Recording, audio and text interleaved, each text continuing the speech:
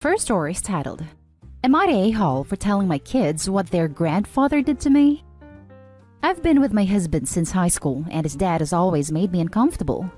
Father-in-law adores, borderline worships his wife, and is very cold to everyone. I always thought the family dynamic was a bit weird, but everyone else was nice. Mother-in-law is questionable, but I love his siblings. I got pregnant right after high school and we needed financial help. Around the same time, mother-in-law was diagnosed with late-stage cancer and the prognosis was not great. Father-in-law was devastated. I mean, he pretty much stopped speaking to anyone but her. Mother-in-law has always been vain, and she had a nervous breakdown when she started losing her hair. They are well off, and she had the best wigs money could buy. I guarantee most people didn't know she was wearing wig, but it was very hard on her. I have a long blonde hair, as did she. Apparently my hair was triggering her, so father-in-law told me it had to go. I told him that was unfair. He told me I could cut it or be homeless. I agreed, and he took scissors and cut it off. I wasn't expecting him to just do it like that, and it looked terrible. That was 10 years ago. Mother-in-law did make it, though it was a long road. All of father-in-law's kids view him as a hero because he took such good care of her, but I still hold a lot of resentment. My kids are not allowed around them without me or my husband present. The kids are pretty indifferent to father-in-law, but adore mother-in-law, and recently were questioning why they can't have sleepovers like their cousins do. I was honest about what he did and why I don't trust him. My kids ended up calling mother-in-law and father-in-law and confronting them. Mother-in-law made excuses and made it all about her. My 8-year-old daughter got very upset and said that she doesn't want to see them anymore. Mother-in-law swore at me, kids weren't present, and said that I poisoned them against her. I said that her own husband's actions did that. Mother-in-law isn't talking to me currently and accused me of making fun of her cancer. She always plays the victim when she is cornered, but for the most part, people are on my side. Now for the top comments. Not the a-hole. Oh my god. Fairy tale villains have time traveled to the future. Seriously. An evil mother figure who's jealous of the daughter figure's beauty. An abusive father figure who torments a girl for being beautiful. Traumatic hair cutting against your will. They're from the Middle Ages. You told your kids the truth, and they made their own, right, judgment. As they get older, they'll find it more disgusting. Hair cutting against someone's will is a very intimate, damaging, personal violation with all sorts of implications we won't go into here. If they both think it is fair and right, why should they care you told your kids? Haven't they proudly told everyone themselves? How they bravely cut a woman's hair despite her objections because the evil witch was jealous. They're not bragging about it? No, because they know it was wrong. If you don't want people to think you're evil, don't do bad things.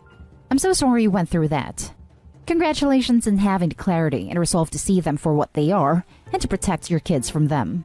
Don't give your kids any reason to think that's an appropriate way to act when you're jealous. Not the a-hole.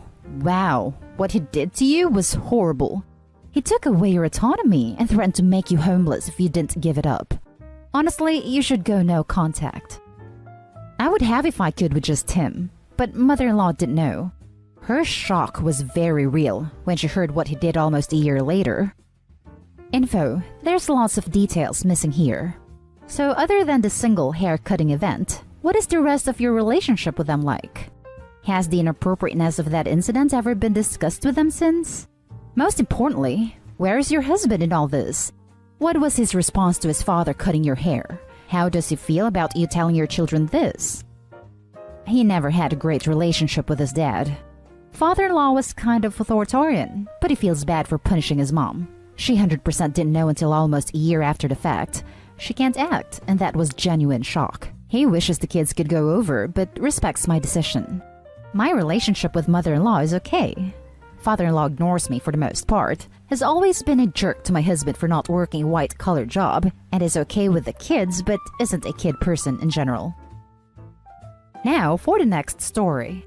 Am I the a-hole for being upset enough at my wife for how she reacted to a house fire with our baby in the house that I left for a night with our baby? My wife and I have an 8-month-old. Last week, I was coming home from work, and just as I was coming up the driveway, she came running down the driveway barefoot. She saw me and yelled at me to call 911. There was a fire in the kitchen. I asked her where our daughter was because she wasn't with her, and she said she was inside and to call 911 fast. We live somewhere rural and response times are slow. I immediately was scared the house would go up with our daughter inside before the fire department came. I tried to run inside and she tried to stop me, yelling again and again that I couldn't go in. There was a fire. I went in. The way the house is laid out, you have to go through the kitchen to get to the hallway with the nursery. There was a grease fire in the stove in a pan, and the wall above the stove and the curtains nearby was catching. I put out the pan by putting a lid on, and then put out the wall and the curtains with a fire extinguisher. Then I immediately went to the nursery and got our daughter. Going back outside, my wife was gone. I soon found out she went down the road looking for a neighbor whose phone she could use. But at the time, and for a while, I was really upset that her reaction to a fire had been to run out without our baby, and to even try to stop me from going inside before the fire department had come. And that she put her in danger by not trying to put the fire out with a lid or baking tray over the grease fire at first, when it was smaller, or trying to use the fire extinguisher. If I hadn't come home when I did, I don't want to think about what would have happened. The fire department showed up, but the fire was already out, and my wife returned too, driven by a neighbor. I was angry with her for the reasons I said, and she just totally clammed up. I went to stay with my brother and sister-in-law that night, taking our daughter, and my wife was very angry with me over it, saying the next day, how dare I leave her alone after that? She needed someone to drive her to the urgent care after injuring her feet running barefoot. That upset me even more. That was what she was worried about, not what had almost happened when she ran out of the house on fire without our baby. I've been staying at my brother's for about a week now. I don't know what to do, or if I was in the wrong for being so angry. Am I the a-hole for how I reacted to my wife starting an accidental kitchen fire, then running away leaving our baby in the house? Now for the top comments. BR, aka Beyond Reddit. You need counseling, couples and individual, not AITA. Yeah, agreed. This is out of our pay grade. The damage here is immense and multifaceted. Don't let people here put ideas in your head. You are likely to get drama mongering in spite of how well-meaning and sympathetic they might be. You need to bring in the professionals. For real. When my daughter was about 18 months old, she choked on a nickel.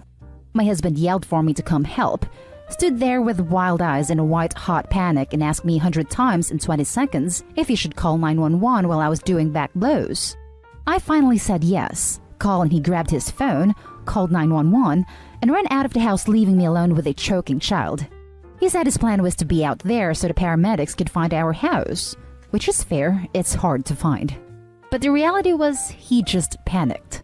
He handles crisis professionally, but in the moment, with his own child, he just freaked the hell out. I don't feel like I can judge her or you. No a-holes here. But your wife should definitely learn some basic first aid/home safety. Does your town do a survive alive house? Our town does, and I'm sure they would allow a grown-up who needed some general knowledge and needed to gain a level of confidence in handling small emergencies. A first aid class is probably a good idea too. No a-holes here.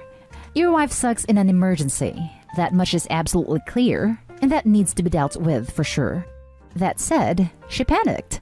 I don't think it is fair to hold the decisions she made against her in that state, especially considering she followed the textbook rules that are drilled into children from a young age. Get out, call 911, don't go back in. Remember how many times you heard that back in elementary school from your teachers? On field trips to firehouses, and when the fire department came to your school to do a demonstration. Unfortunately, they don't send out updates for that once we reach adulthood. That said, I completely understand your anger, feelings of betrayal and lost trust in your wife. This is something you both should seek counseling about. The next story is titled, Am I the a-hole for yelling at my husband for what he did at my friend's mother's funeral? I, 34, have a close friend whose mother died after a long struggle with cancer. My friend expected this, but is struggling to cope. I was there for her from the first hour until the funeral. She's my best friend. We grew up together and her mother was like the mother I always wished for. My husband, 37, and I got ready to go to the funeral. He's a self-employed real estate agent after he lost his position at his previous company. Things have been rough for him for the past year, and unfortunately he is still struggling. He's desperate for work.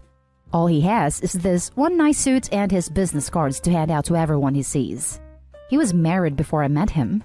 My family don't get along with him, and he claims it's because he was married before me. Anyways, we got there. He was talking to few guests, and I just stayed by my friend's side during the service. My sister came to me, berating me, asking why I brought my husband with me. I thought, oh no, please, don't get started on him being married before. Really, my sister brings it up all the time. I told her to drop it. I looked and saw him talking to guests and thought nothing of it. We went to my friend's mother's house where her family gathered. I went to get a bottle of water, then I came back and saw my husband handing my friend his business card. I was shocked. My friend looked upset. Then I pulled my husband aside and asked what he was doing. He said nothing. He had a client looking for a house and thought my friend might want to sell her mom's house, and so he gave her his business card. I covered my face with my hand from shame and embarrassment. We left because I couldn't dare look my friend in the eyes. I yelled at him in the car and asked him who told him she wanted to sell her mother's house, and why he thought it was okay to hand her his business card on her mother's funeral when she was still crying for Christ's sake. He kept saying it was just a question, but I told him that was inappropriate and just awful because pretty much every guest heard what he said to her. He said he was trying to make a living. I told him there were other ways like social media / creating a website or something. I got home and I tried to call my friend to apologize, but she didn't answer my calls. He still thinks he didn't do anything inappropriate and that I'm being harsh on him by yelling. Now for the top comments. Wow. Something tells me that there are reasons to not like your husband that are not related to him previously being married.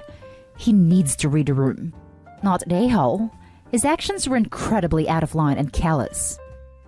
Yeah, can't really blame Opie's sister for not liking the husband after reading that. What an absolute heartless thing to do. At least wait until the body is cold before trying to make a buck off of this poor woman's loss. Not an a-hole. I'm a real estate agent, and you have to hand your cards out and network if you want to be successful. A funeral is not the freaking time to network, especially the property of the recently deceased. Not an a-hole. That is just usually inappropriate and insensitive in that setting. You must be mortified.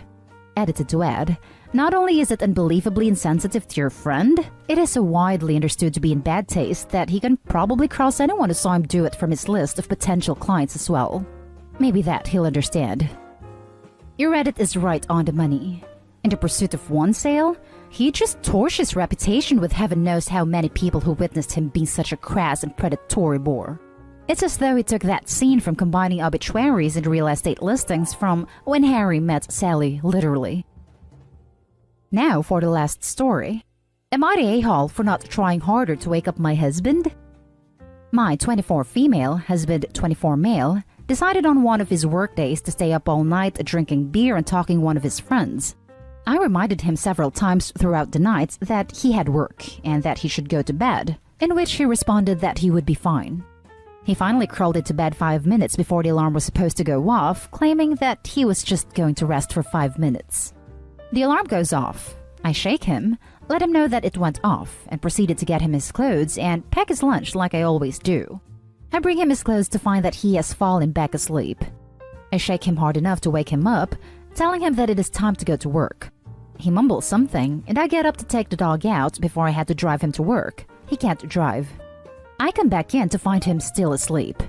I shake him again to wake him back up.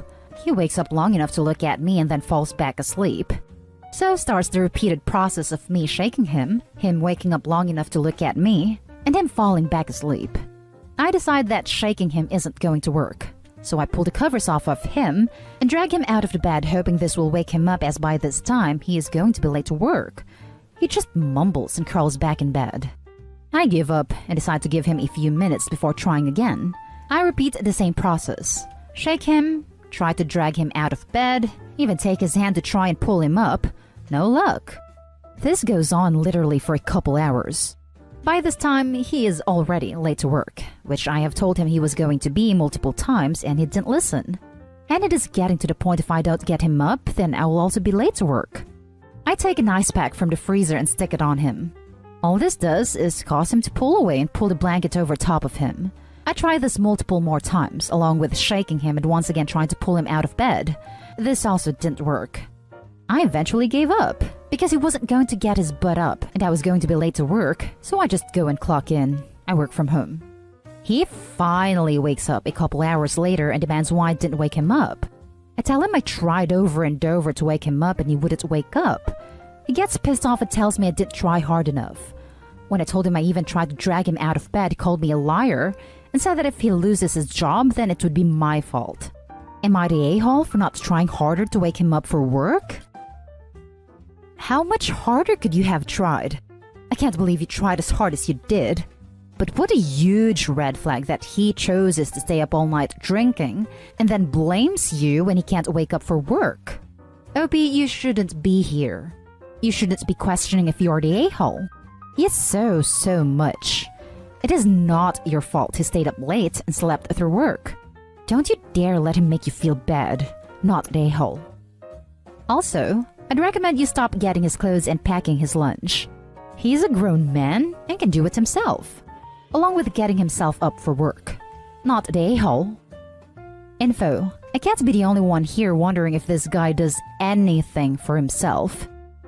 She gets his clothes for the day, makes his lunch, gets him to work. He sounds more like a freaking toddler than a husband. There seems to be an ever-present stream of women posting about their useless children husbands. And that's the end of this video, folks. As always, leave a comment and hit like and subscribe. And if you want more of this content, turn your notification on to get updated on the latest videos. And I'll catch you in the next one. Stay safe.